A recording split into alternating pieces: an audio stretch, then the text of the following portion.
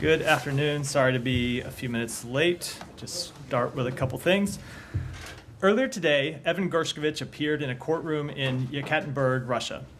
We have been clear from the start that journalism is not a crime and that Evan should never have been detained in the first place.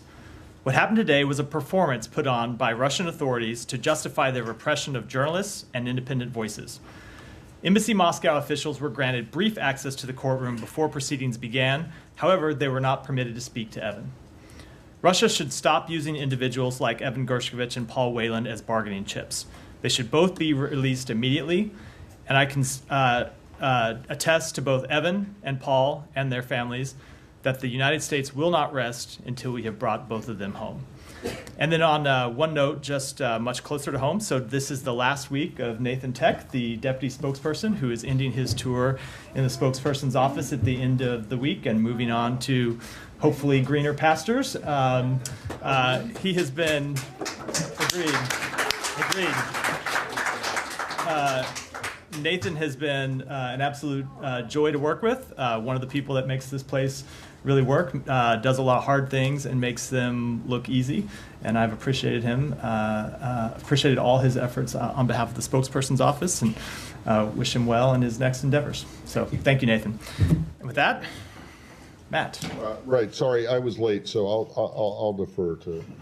Can we just follow up on Evan while Sure. you start with that? Given officials in the Biden administration have said, once a trial begins, it's not highly likely that there will be a deal to secure that person's release. Now that we're seeing this trial begin, what do you guys expect in terms of the likelihood of any deal coming to fruition in the near term here? I don't want to make any kind of public assessment or speak to negotiations that happen, of course, in private. We have been working to bring both Evan and Paul home since they were detained. And as we've said, we have put a significant offer on the table some months ago. We continue to work privately to try to secure their release. We shouldn't have to do that. They should both be released immediately, but we will continue our efforts. Those have been happening before Evan's trial. They will continue during the trial, and should he be convicted, which of course he will be, it's not a free trial, they will continue after the trial, but we want to see him return home immediately. And that significant offer that you guys have repeatedly referred to that was put on the table months ago, has that offer been re-upped in any way or changed and put back on the table in any way? Or are we still standing at that singular offer that you guys keep pointing back to? I just don't want to speak to this in public. I don't want to negotiate in public. I've seen that Russian officials have made comments about this matter in recent days, and I don't want to respond to those either. We are working day and night to try to secure the release of both Evan and Paul, and that will continue. Just follow up. If I Yeah. understood you correctly, the embassy officials were ushered out prior to the. They were there before the start of the hearing, and then were not allowed to attend the hearing itself. Thank you. What can you tell us about his condition? We all saw his pictures from this glass, behind the glass cage.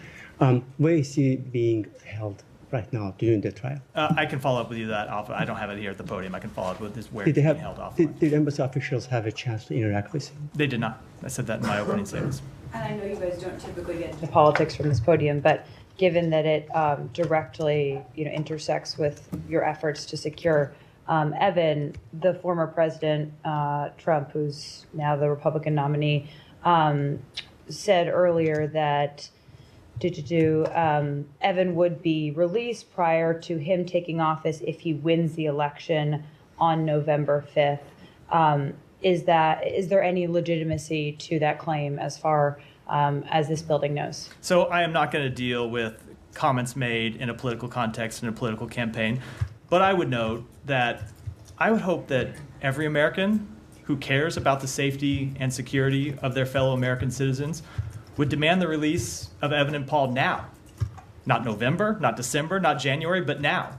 That ought to be the position of every American, because I would hope that every American citizen wants to see these two wrongfully detained Americans return home immediately. Anything else? Janie? Thank you very much. And two questions. North Korea launched another ballistic missiles early yesterday morning, and following the spray of garbage balloons into South Korea. Due to the impact of these trash balloons, operation at Incheon International Airport are being disrupted and flight cancellation occurred. What comment can you make on this? We continue to call on the DPRK to refrain from these provocative actions and return to diplomacy. And the Russian deputy foreign minister said that South Korea must retaliate North Korea and Russia recent agreement. On the other hand, it was announced that the North Korean workers would be dispatched to reconstruction for Donetsk, Ukraine. How do you view this? So I don't have any specific comment on that. I had not seen that report, but obviously we have been quite concerned about the burgeoning relationship between North Korea and Russia. Obviously, Donetsk is part of Ukraine, not part of Russia. And so any kind of increased cooperation between those two countries when it relates to activities on occupied Ukrainian territory is something that we would oppose. Thank you. So, yeah.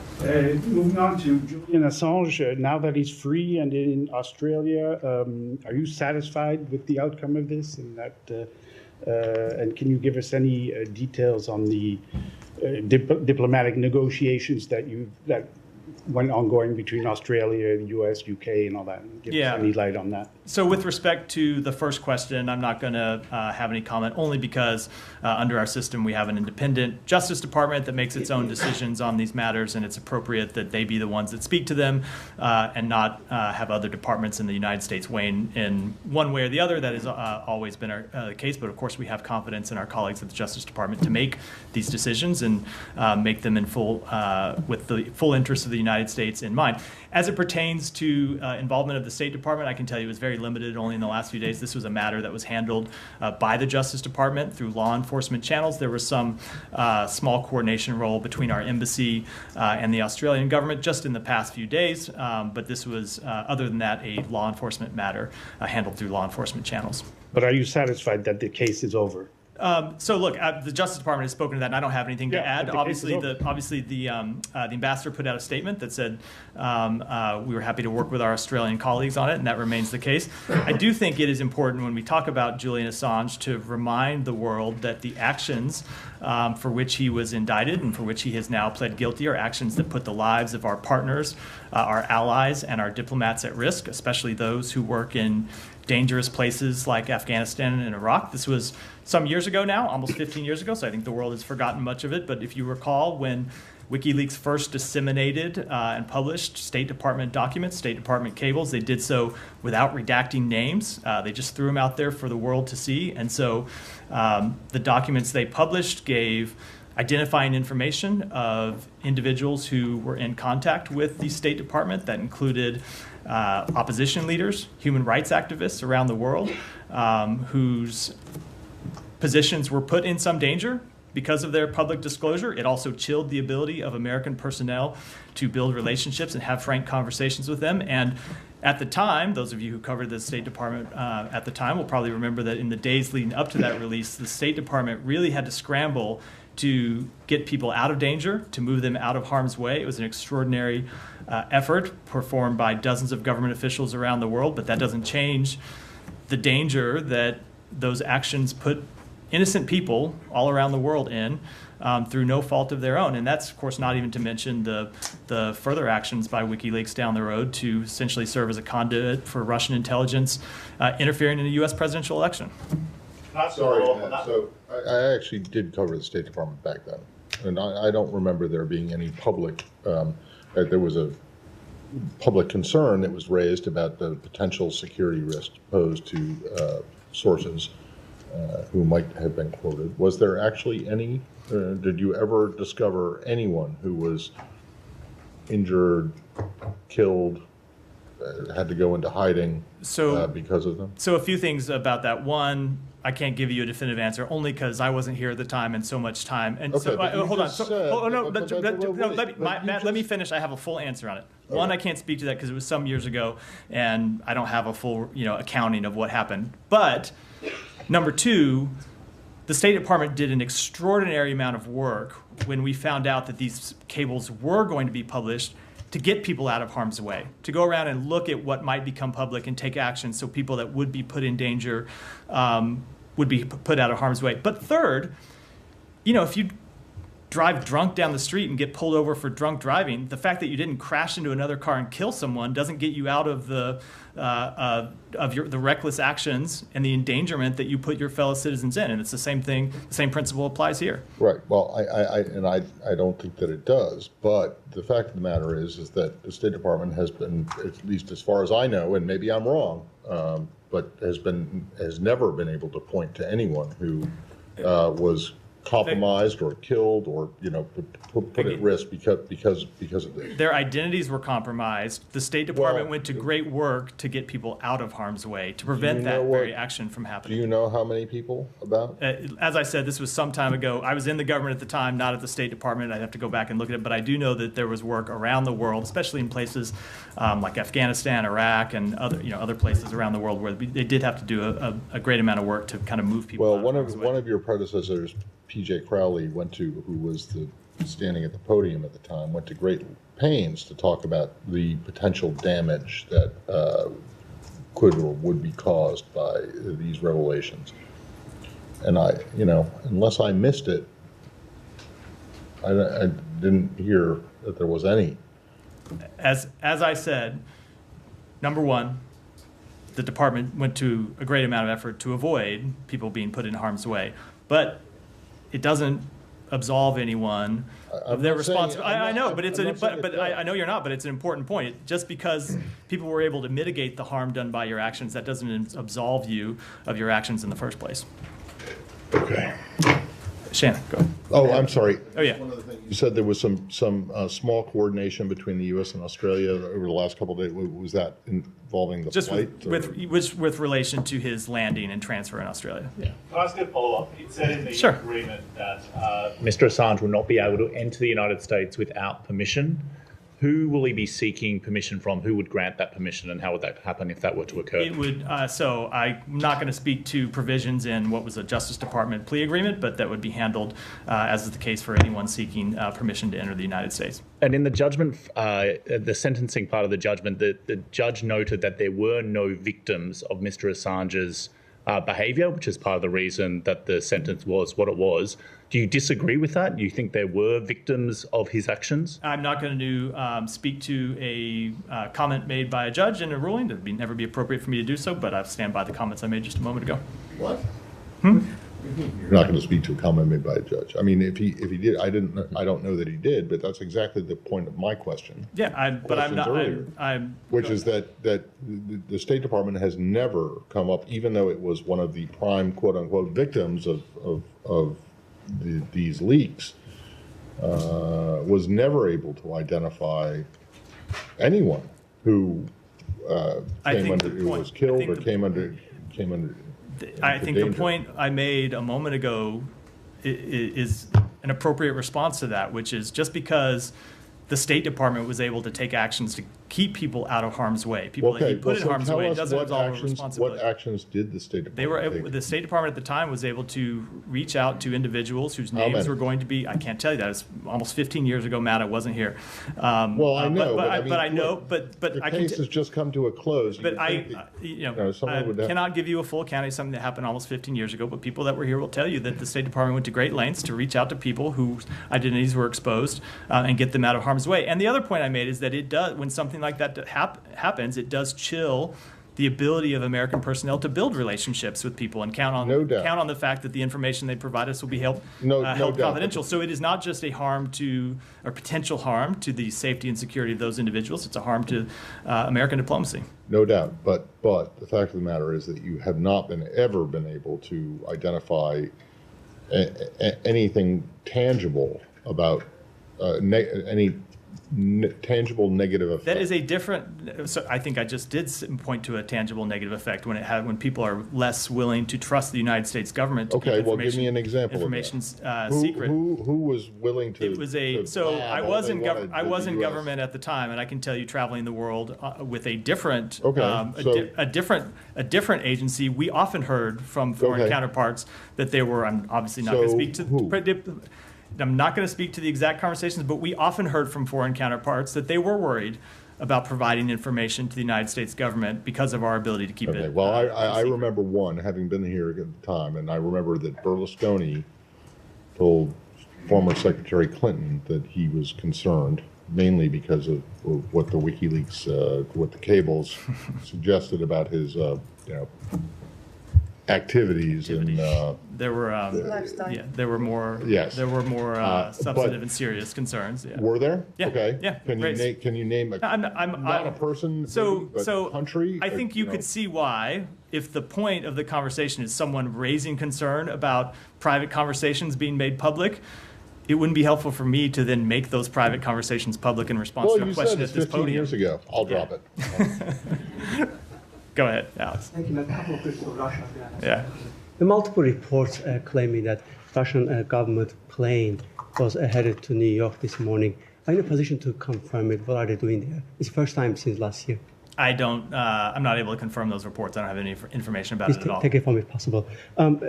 This is not the FAA, Alex. So About the phone call between Moscow, between Russian and U.S. defense ministers. Yes. I'm sorry, Yesterday's phone call to Moscow. Why did the administration feel a need to make that phone call yesterday on the same day when ICC issued an arrest why warrant did who against? feel the need to make a phone call? I mean, the Secretary of Defense called. It's a question you should direct to the Secretary of Defense or the Pentagon, not to the State Department. But is there any change in the administration's policy in terms of discussing Ukraine without Ukraine? There is, of course, there's not. But with respect to questions about calls made by other agencies, especially agencies that hold public briefings, you should go to their public And briefings and ask them. do you have any concern about timing of it? Because yesterday we Of course spoke not. about. Of course not. On the South Caucasus, Yeah. Assistant Secretary is headed to Azerbaijan. He was in Yerevan 2 weeks ago. He was in Georgia last month. Why having this visit separately to these capitals? You guys have. We single continue to trip. engage in diplomacy to resolve a number of the outstanding issues in that region. It's something we've been working on for some time. The Assistant Secretary regularly travels there. Go ahead. There was a Hill hearing today that singled out China's growing influence in the hemisphere, specifically a megaport that's being built in Peru, set to launch later this year. Is State concerned about China's gaining a stronger foothold in the hemisphere, and what steps are you taking to counter? So we have long understood and have spoken to this publicly, the fact that other countries are going to have relationships with China. They're going to have diplomatic relationships with China. They're going to have economic relationships with China. That is no different than the United States. We have diplomatic and economic relationships with China. What we have always made clear to countries around the world, and this very much includes countries in our own hemisphere, is that they need to go into those relationships eyes wide open, and they need to understand that if they enter into agreements with China, they ought to ensure that those agreements have transparency, that they are in the best interests of their governments, and most importantly, in the people of their countries, and to make sure that they've are fully meet international standards. Nadia. Thank you. On Gaza, 500,000 people are facing catastrophic level of hunger, especially in the north. And actually, WFP is describing the situation as full-blown famine. So, what exactly are you doing to pressurize or persuade or cajole the Israelis to make sure that this is not going to happen and not materialize in actually a full famine?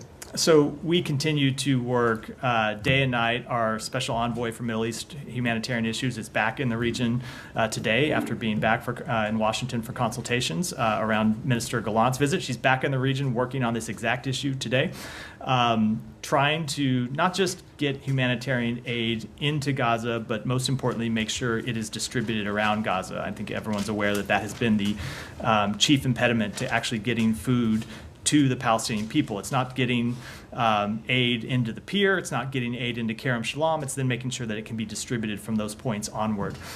We have had a number of discussions between, we have been involved in a number of discussions in the past few days between the various United Nations agencies and various components of the Israeli government to try to work through some security challenges that the UN is currently facing to deliver humanitarian assistance.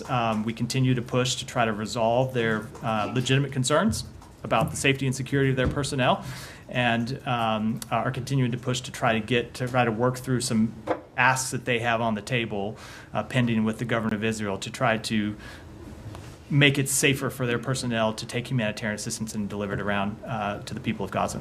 That was my follow-up, actually, because the UN said that I anticipated Israel. that. I read my mind. that Israel. So, do you believe that actually the Israelis can improve the way that the UN agencies, especially their workers, are delivering the aid? It could be met. Yeah, there are a number of things that Israel can do. I spoke to some of them yesterday. Some of them is to allow protective personal equipment for UN workers. Some is to kind of increase communications between the IDF and COGAD and UN workers. And then there's some other things too that the UN workers have asked for that I'm not going to get into from this podium, but there is more that can be done. There are some of the requests where Israel has legitimate security concerns, and what we're trying to do is broker agreements that give the UN personnel the assurances they need that they can operate securely while still protecting Israel's legitimate security concerns. One last question is, I'm sure you've seen these detailed reports that most of them have harrowing accounts of Palestinian prisoners being rounded up. Some of them are being sexually assaulted, shackled for hours, inhumane conditions, and that's a description of Israeli human rights organizations like B'Tselem and others, and witnesses who are actually a part of the IDF who came and talked about what happened. So you often call Israel as an ally who you share values with. So how can the United States make sure that these things, which is obviously unacceptable for most democracies, that is not allowed to happen? What exactly are you doing? What the mechanism that you're using to make sure that this is not happening, and if you're investigating it yourself? So with respect to any investigations, there are, as I've said before, a number of incidents that we are reviewing when it relates to potential human rights abuses, potential violations of the laws of war, and I'm not going to speak to any particular incident from here, but there are a number of incidents where we have reviews ongoing. But that said, separate and apart from that, we have made clear to Israel that we fully expect them to comply with all human rights laws, international laws of war. That includes the treatment of prisoners and detainees. And when there are abuses, those ought to be investigated. If accountability is appropriate, there ought to be accountability, and we'll continue to make that clear to them. Sure. Who was that? Who asked the question? Yeah, I wanted to follow on that. And I would say that's the last time today I'm going to do without raising hand, but go ahead. Oh, I apologize. It was a follow-on. On investigation of the use of Palestinians as human shields, or video that was on social media today about Israeli forces using attack dogs. You talk about investigations. Logistically, what does an investigation look like, and when would we see results of that type of investigation? So it depends whose investigation you're speaking to. If you mean the reviews that are going on by the United States, there are personnel inside the State Department that conduct reviews with respect to the laws of war in this conflict, as we do in other places around the world. And I don't speak to those reviews before they're finalized, nor can I preview when they would be finished. But just to speak to some of the complexity that we face in launching those reviews, and it's the same complexity I face sometimes in answering questions about this from the podium. So yesterday, Doctors Without Borders put out a statement saying that a doctor who was a member of Doctors Without Borders was killed by an IDF strike while, I believe, on its way to work inside Gaza. I was asked about it at the podium. I said, I can't give you an assessment on that strike because I don't know the details. Hours later, the IDF put out a statement saying that particular doctor was also a terrorist member of Palestinian Islamic Jihad, who was a member of a participant in their rocket program.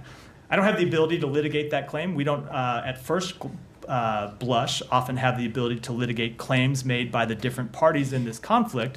And so I know sometimes when I'm asked to pronounce judgment, it's frustrating that we can't do it. But the incident yesterday is the exact situation why oftentimes in the middle of a conflict, it is difficult to draw definitive conclusions when there is conflicting information that we all face. So I will say, as it pertains to our reviews, we collect information from all the relevant parties.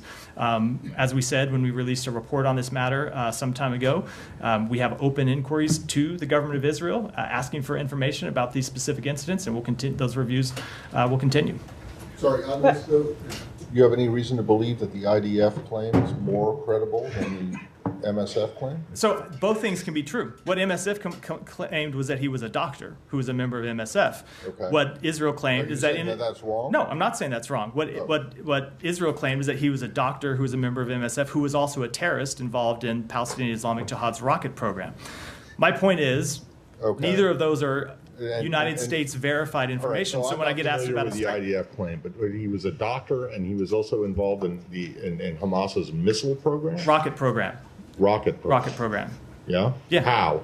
I don't know that, but that goes that goes to my. Didn't the IDF tell you? They put out a statement on this. This goes to my exact point that you see claims made by various parties on the ground, and then oftentimes you see conflicting claims made by the IDF. We will reach out to our Israeli partners about. We will reach out to our Israeli partners for more information about these. But oftentimes when I'm asked for definitive conclusions about the specifics of a strike, we are operating on incomplete information, and that's why as frustrating as it is why I can't offer a definitive conclusion about any one strike. In history where physicians have been, also criminals of some kind. That's my point. Yeah. But you're just saying, well, MSF, which is a respectable organization, IDF, a respectable organization, but they have completely different views. So you guys need to come in in the middle and decide what, And that's, don't you? That is what we do with respect to the ongoing assessments. That's the point I was making, 2 points I was making. One, with respect to ongoing assessments, when you look at that information environment, sometimes that's why it takes time to reach a definitive conclusion, because things aren't as simple as they appear at first blush, right? I get a question about it. I get a question about it yesterday. No, it could be as simple as they were at first blush. You just don't. Exactly right, and you don't know. The second thing is that's why it's hard oftentimes to give definitive answers when I get asked about this from the podium, because information changes, more information comes to light, and maybe that information is correct, maybe it's not. We try to gather it and make definitive determinations. But Matt, don't you make assessment to other countries when you don't have equally the same information? Whether it's Iran, whether it is China, whether even an ally, Russia or Ukraine or others. So is it just with Israel that you're always unable to make that conclusive results, or is it just because you don't have the information? So first of all, I would say there are times when it is quite obvious what happened, and we do make specific determinations very quickly. So look at the World Central Kitchen strike, where it's quite obvious within a few hours, within certainly the first 24 hours, what happened and that it was a mistaken strike, and we spoke to that exactly. Other times, it is less clear. So that's the first thing. But then I would say, with respect to Israel, as with any other country, we make determinations based on the information that's available to us. We reach out, in this case, to NGOs and others who are on the ground, and we reach out to the government of Israel when trying to make assessments about individual strikes before making any definitive conclusions. But you do accept at least what both sides agree on, that this person was a doctor. I have no reason to dispute that. I have no reason to dispute at all that he was a doctor. And to be clear, sorry. Yeah. And That's funny. sorry, no laughing matter. But and to be clear, you have explicitly asked Israel for evidence that this doctor was involved in Hamas. I don't know if we have pertains to this strike. We often do. Will you? Hold on a second. We often do when it comes to strikes like these, when there are claims of human rights abuses or claims of civilian casualties. It is regular practice for us to do so through our embassy in Jerusalem. I can't say we've done so in this case, but it would be normal practice for us to have done so. I just haven't verified that we did in this one specific one, or that we're not doing it in the coming days, but it would be our standard practice to do so, yes. Can we move to Kenya? Sure. I'm sure we can move back later. So, according to the White House, the administration has been in touch with the Kenyan government after the shootings of protesters yesterday. You expressed concern about the violence, but since then, Kenya has withdrawn the bill that was being discussed. Is that something that the U.S.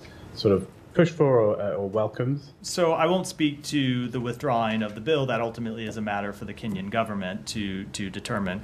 I will say that in our conversations with the Kenyan government, what we did is tell them that the freedom of peaceful assembly and habeas corpus are rights that are enshrined in the Kenyan Constitution, and we urge them to ensure that the Kenyan security forces use non-lethal methods and prevent civilian harm in responding to any security concerns.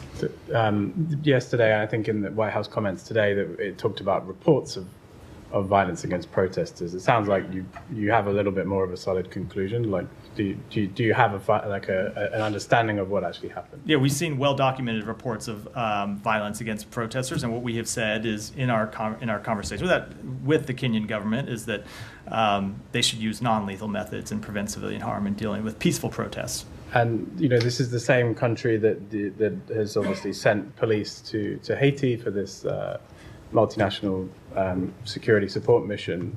Does that raise concerns to you about if you've got those particular concerns about how Kenyan security forces are operating, inside their country? Should we be concerned about how they're going to operate now in Haiti? So a few things with respect to that. Number one, all MSS mission personnel, both from Kenya and from other countries that we expect to participate in the MSS, receive pre-deployment training. That is in accordance with UN training standards for similar UN missions, including training on human rights, child protection, countering sexual and gender-based violence. We've also worked with Kenya and other partners to integrate critically important accountability and oversight measures in accordance with the authorizing UN Security Council resolution. And that includes operating in the highest standards of transparency, conduct, and discipline, and includes compliance mechanisms to prevent, investigate, address, and publicly report any violations or abuses of human rights related to the MSS mission. So we have both, working with the UN and others, worked to establish training on the front end and then to ensure transparency and accountability for any alleged abuses on the back end should they occur. Who has oversight over that mission? The United Nations, ultimately. It's a United Nations Security Council authorized mission.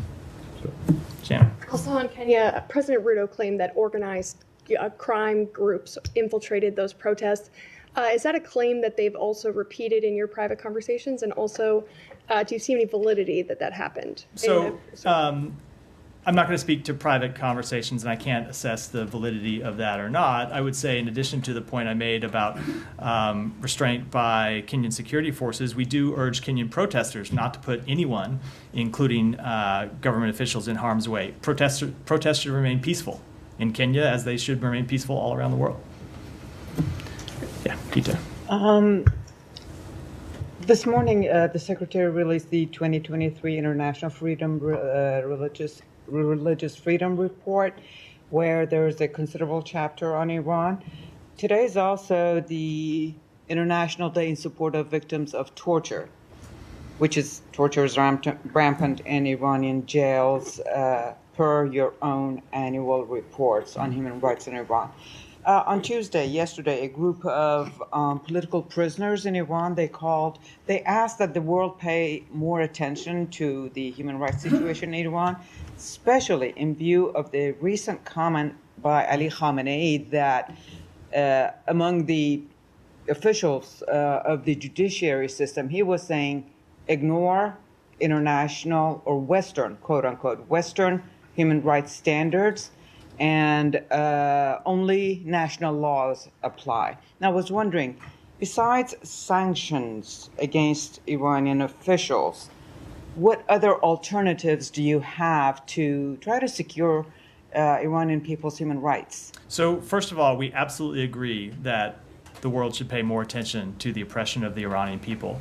And one of the things that we have done since the outset of this administration is to work to highlight human rights abuses inside Iran, highlight crackdowns on the freedom of the Iranian people. And we do that not just through our bilateral engagements around the world. We do it through public reports that we issue. You referred to one of them. And we also do it working through international fora, where we consistently raise the regime's brutal crackdown and brutal repression of the Iranian people, and encourage other countries to raise their voices and object to it publicly and object to it privately.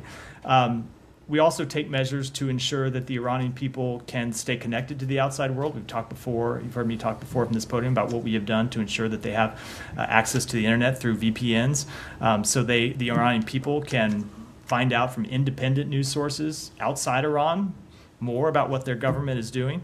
And then I do think the measures that we impose, the accountability measures that we impose, are important. We have imposed more than, I believe it's 600 sanctions and other measures on Iran and Iran-related entities since the outside of this administration. Some of those are for their support for terrorism and other destabilizing actions, but a number of them are for their oppression of the Iranian people, and we will continue to take those actions as appropriate.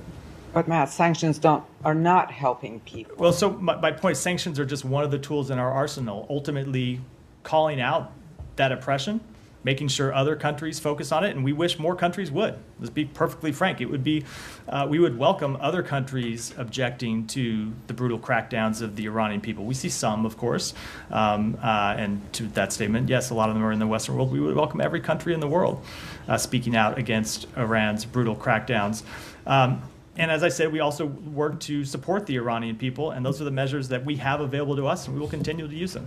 Well, clearly they're not going to listen, as Khamenei has said, to. I certainly don't think the regime in Tehran is going to listen, but as I said, we're going to continue to try to make sure the Iranian people can also get information from outside sources, and we support the Iranian people in their rights to exercise their freedom of expression and other basic rights available to them. Go ahead. Thank you, Matt. Staying on the religious report. In your report, in the Iraqi section, it says that restrictions on freedom of religion remained widespread outside of Kurdistan, but in some parts of the Iraq.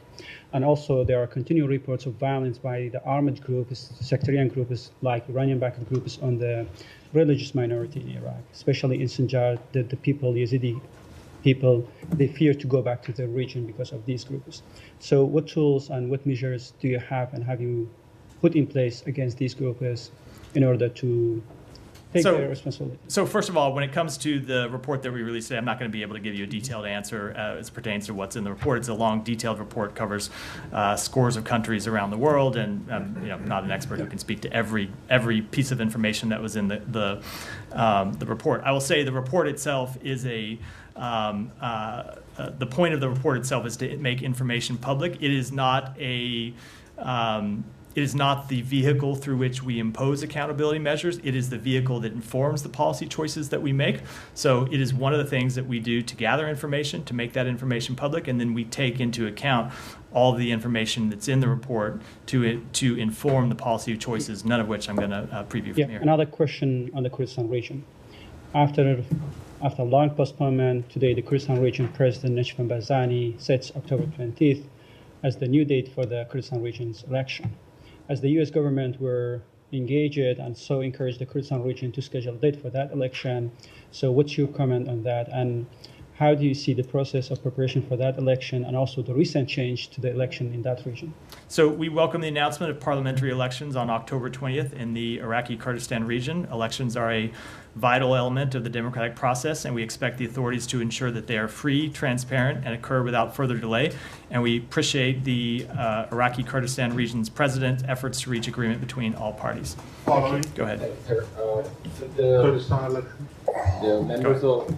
The members of Senate Foreign Relations Committee wrote a letter to Secretary Blinken calling for a strong diplomatic response on Indian government's involvement in assassination attempt on a U.S. citizen at U.S. soil. They're also asking for a briefing on this matter. What is your response on this? So we will respond to those members privately, as we always do. I won't speak to that here, but as pertains to the other issue, when this issue first arose, we made clear that we had raised it with the government of India and told them that we expected there to be a full investigation. They've announced that they are conducting an inquiry, and we will look forward to the results of that inquiry. So U.S. lawmakers yesterday passed a resolution supporting democracy in Pakistan. In a significant bipartisan support, U.S. lawmakers urged Biden administration to collaborate with Pakistan in upholding democracy, human rights, and rule of law. Any comments on that? So I'm not going to comment on that resolution specifically, but speaking generally, our most senior officials, including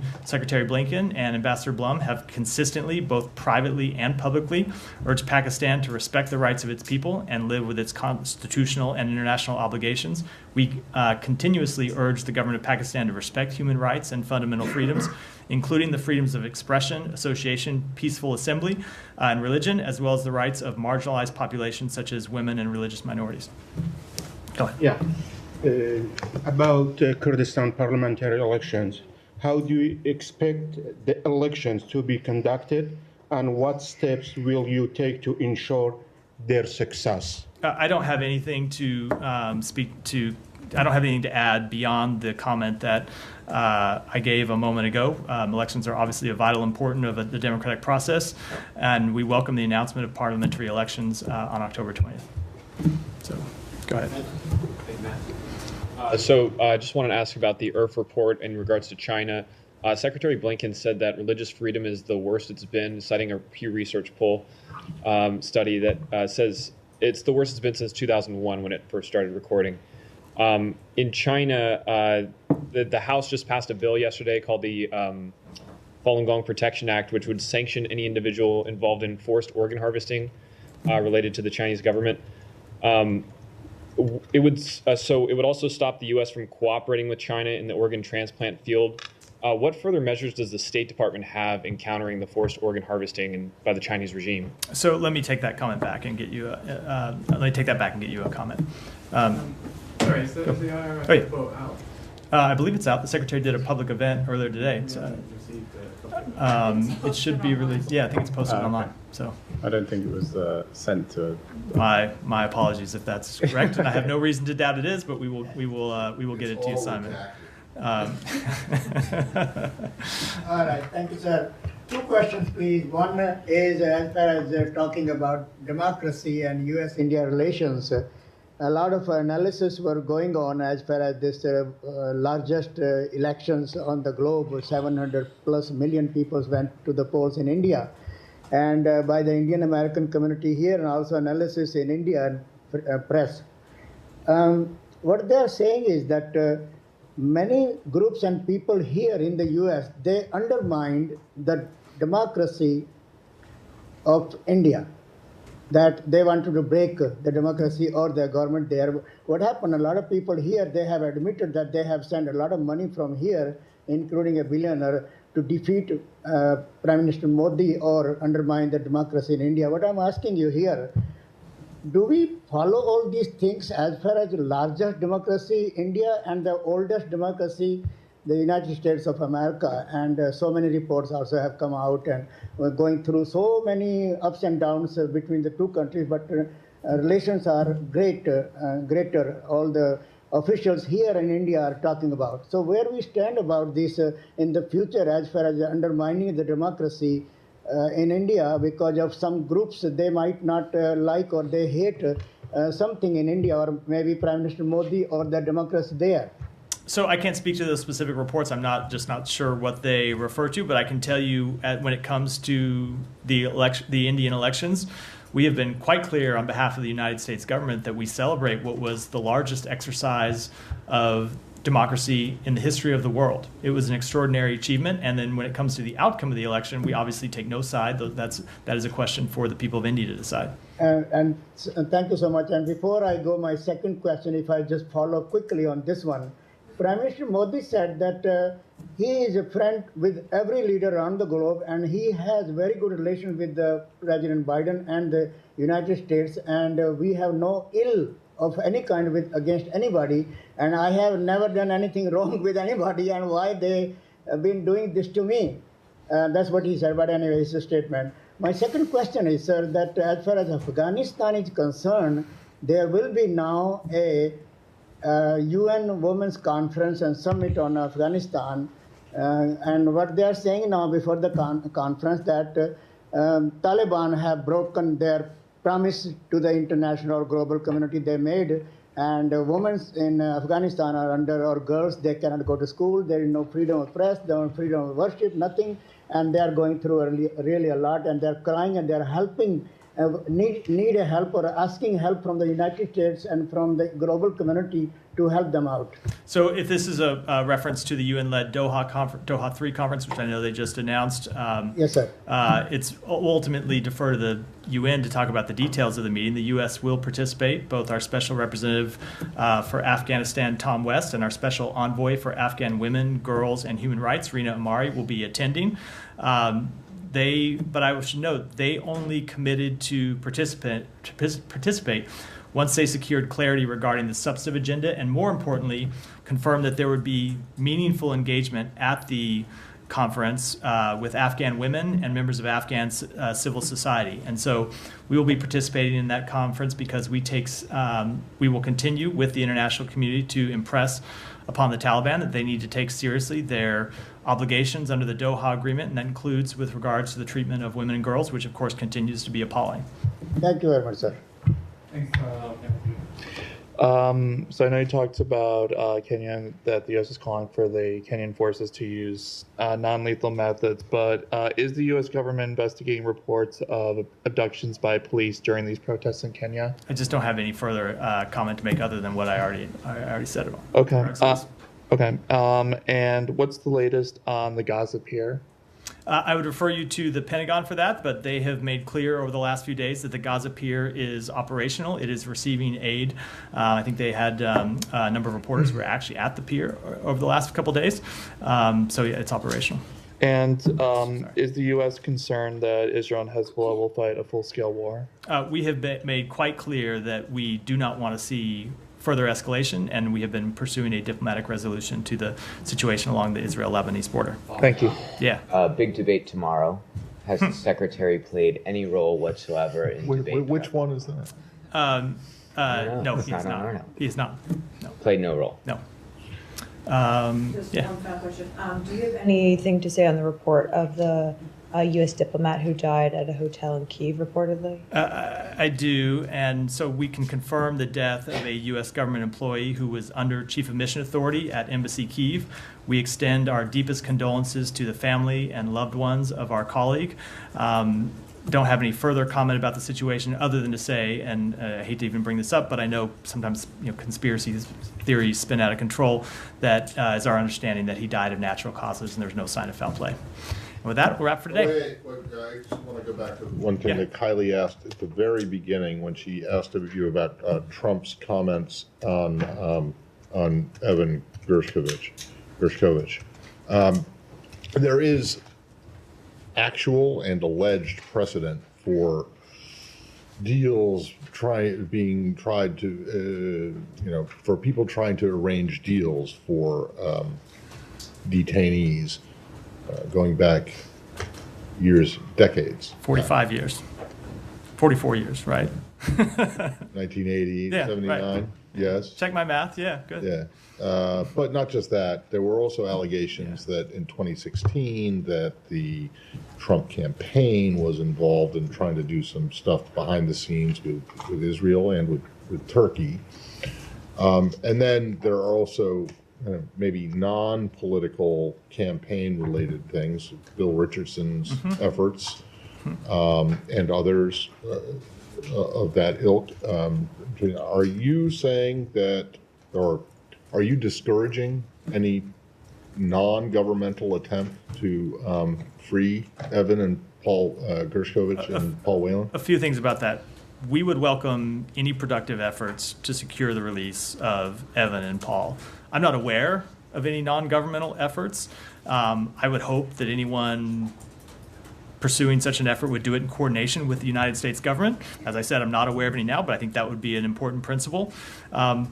But the other principle I said I think is the most important thing, which is we want to see them released now. Not right. No, fair enough. But I mean, it doesn't matter to you guys if there is such an effort going on, whether it is potentially politically motivated or not. I think we would want to see that effort fully coordinated with the United States government. Beside that, I don't think I want to go too far down the rabbit hole of hypotheticals. All right. So with that, we'll wrap for today. Thanks.